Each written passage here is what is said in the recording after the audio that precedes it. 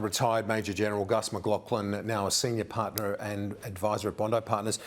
Gus, thanks for your time. What's your overall assessment of this review and the government's response? An important day, Kieran, so thanks for having me. Look, there's a lot of really important changes in this policy, and I think it's really important to call those out. One of the first is that we're moving away from this tired notion of defence of Australia, meaning that we were expected to be able to defend Australia effectively from our beaches. And the reality of long-range missiles in potential adversary nations is that the range is such that you simply can't do that anymore. So we have a new strategy that allows us to talk about defending our nation well forward of our shores, and I like the term impactful projection. The inclusion of the defence of our economic connections in that list of priorities that you described, I think is very important. We're a trading nation. We import the vast majority of our liquid fuels. We have internet connections that snake out, that connect us to the world and our economy, and in fact we have the same connections in space. So including those in the policy statement are very, very important. I am disappointed on one level that there is no new money in this announcement, so most of these adjustments will be absorbed from a repositioning inside the existing budget, with some forecast of an increase in defence spending in the medium term. Of course, my old service army might be feeling a bit bruised. Some of the announcements there are not new. The HIMARS missile has been in the Defence Capability Plan since 2016, as has Long Range Maritime Strike. But I'm very pleased to see them prioritised and brought forward. I share the view of the Shadow Minister that when you deploy forward into an uncertain region, you need the ability to protect yourself, which means you need close combat fighting capability and combat power. Whether you like it or not, persistent missiles and even jets and ships are not always there to support troops on the ground. So the number of armoured fighting vehicles that are described is probably the minimum viable number to do that, Kieran. And that's 129 of those, reduced from over 400. Do you agree with Andrew Hastie's assessment that the Army has been diminished by that announcement? Look, I know the Army well enough. It's an amazing institution and it will pivot quickly. And in fact, I've got no doubt that right now we're hearing there were conversations in Russell Defence Headquarters about how they're going to pivot to adjust to this approach. In fact, I spoke to the leaders of the Army infantry before I left in uniform and said to them, there will come a day where infantry are no longer the decisive element of land power. It will one day be long-range strike, and your need to protect them will become critically important. So this is something that the Army has seen coming for some time. I think Army will be somewhat disappointed that the balanced force appears to have broken down. I think, you know, I'm on record as saying we've got the best small air force in the world already, and effectively this plan prioritises the modernisation and development of our Navy over our Army. And of course we're yet to hear about the surface ship component of the review, which has been deferred till December.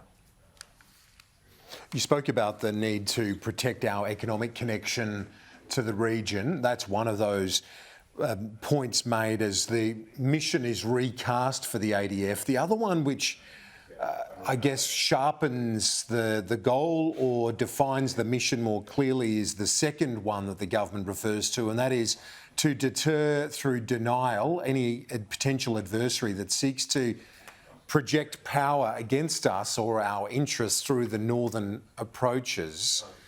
That seems to make a lot of sense, but I also wonder, why hasn't that been a key focus previously or sharpened previously?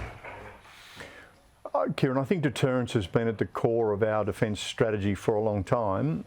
You know, those people who say we're preparing for a land invasion of Australia from China are missing the point. The whole point of a defence force is to deter aggression towards Australia, and this set of priorities does that. I would like to have seen it go one step further, and that would be to deter coercion of Australia. And we're going to need our whole national elements of national power to come together for that. For example, can we be coerced in the trade space, as we've seen over the last 3 or 4 years, as China has chosen to arbitrarily increased tariffs on certain key Australian resources. So we're going to need our whole of nation strategy to prevent coercion of Australia. And an element of that, an incredibly important element of that, is in the defence space that says if someone seeks to do us harm, we will be able to prevent them from doing so. I think I would extend that to say we would actually also cause some significant discomfort to the nation that was seeking to harm us. We need to also build this industrial base, don't we? Not just for the submarines now, but for guided weapons, which the Defence Minister said needs to be built here as well to build that sovereign capability.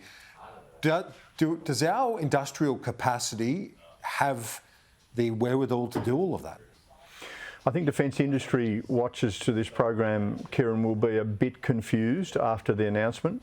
The reduction of Land 400 vehicles, there's a lot of Australian companies that have bought tooling and bought on staff for that program and will now be wondering whether that investment was worthwhile.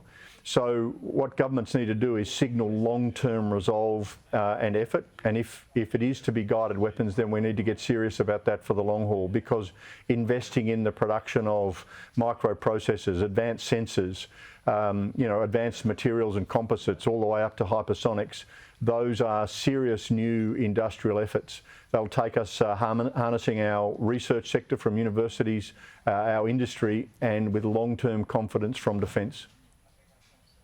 The days of the white paper and these reviews looks like they're over now. The government agreeing to implement a national defence strategy, updated every 2 years. Is that the right approach?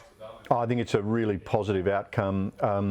Look, one of the things leaders in defence, I nearly said we because I was one, but I'm not anymore, but I think leaders in defence have to be able to communicate better. We're spending hundreds of billions of dollars of taxpayers' money, and that the strategy, the purpose, the why, the how needs to be communicated to the people of Australia so they understand what is going on. And similarly, our industry partners and also our regional partners all get confidence when those policy statements are up to date and current. Now, is 2 years too frequently? Possibly. I was seconded to the US Pentagon where they have to do it every 4 years as part of the first year of each presidential administration. I was seconded in the first year of the Obama administration, and I think 4 years was probably about right, but you could argue that the rate of change in our region and our competitive circumstance means that a 2-yearly review is necessary. They take a lot of work, I guess, is the point that I would make, but I do think this is a positive addition. Now, finally, this other question about natural disasters. The military, we often rely on them, and we saw it with the floods. The review says they should be called upon as at last resort, only in extreme circumstances. Is that the way you think the leaders in the military see things, or are they equipped to do more? Well, firstly, I think our military leaders always want to help the people of Australia whenever they can and have the resources to do so. But it should be a last resort. I'll be honest with you, I had perception when I was in uniform that political leaders had this big lever on their desk in Canberra. When they wanted to show action on something, they reached over and they pulled the same old lever over and over again.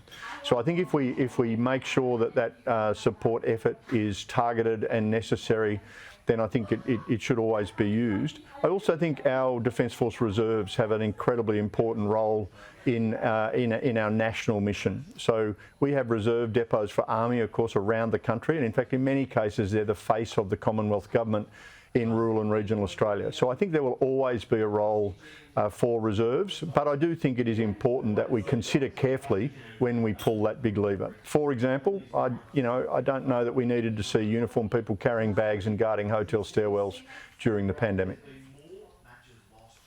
Fair point. Former head of Australia's Land Forces Command, retired Major General Gus McLachlan, great to get your insights. Thanks.